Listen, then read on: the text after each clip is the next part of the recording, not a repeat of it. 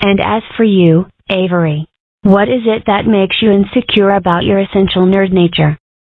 I'm not insecure. I know I'm cool, and one day it'll be recognized. And until then I can keep sitting at your lunch table cause, well, who else are you gonna get to sit there? Why do we hang out with him, again? He did just provide us with a working theory. Don't get me wrong.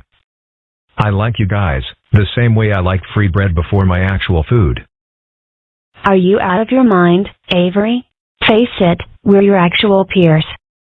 Hey, I like you guys fine.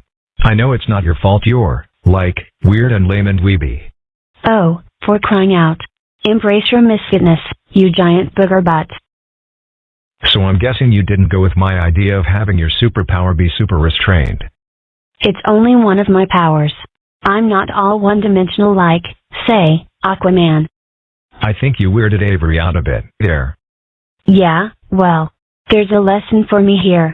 I've learned something about why superheroes, aka jocks, behave the way they do.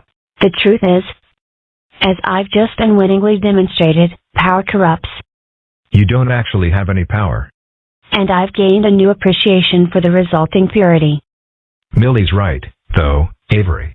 Deep down, you're too smart and too different to become popular. PSH. Nuh-uh. No way. That's as ridiculous as people who try to argue that Thomas More's utopia is a sincere blueprint for the perfect society, when it's obviously a refutation of the very notion that societal perfection is attainable or even desirable. I won't tell anyone. I'd appreciate that. I've decided to eliminate quotations from my conversation. If someone else famously said it, I won't. From now on I want my ideas to be meaningful and memorable in their own right. How far are you willing to go in pursuit of total linguistic originality? Florb. I guess at this point, originality is kind of slim picklings. Total linguistic originality is going to be hard. A lot of people have said a lot of memorable things. There's the rub. William Shakespeare. Well, I won't back down. Tom Petty. Poop. Adam Sandler.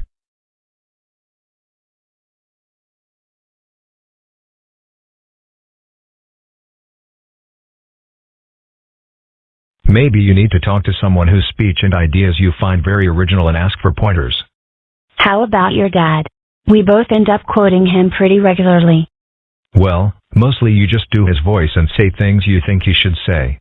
She wore an itsy bitsy teeny weeny yellow polka dot bikini. Dad, has anything you've said ever gone on to be widely quoted? Well, perhaps a few things, but it seldom endured over the long term. For instance, if my research is any indication, I was the first person ever to say look out for that falling emu. It didn't catch on, though? It lasted right up until I got tired of dropping emus off of overpasses. We do have an ancestor whose words have been widely quoted for many years. He lived in ancient China, and his name was Ped Crossing. Ped Sing was a minor philosopher of his day, a contemporary of Lao Tzu, and he had some complaints regarding the practical ramifications of Lao Tzu's work. I was embracing nothingness, and a rickshaw hit me while I was distracted. Someone really ought to designate a path for those who cross. Ped Sing's philosophical niche was to bridge the gap between high-minded philosophy and the mundane day-to-day world. Now, you see, you can safely cross this trail without fear of equine or rickshaw collisions and without disrupting your serene reverie, so long as you walk in the path of Ped Crossing. Huh? I always assumed those signs stood for pedestrian crossing. That's silly, Millicent. Crossing doesn't have an X in it,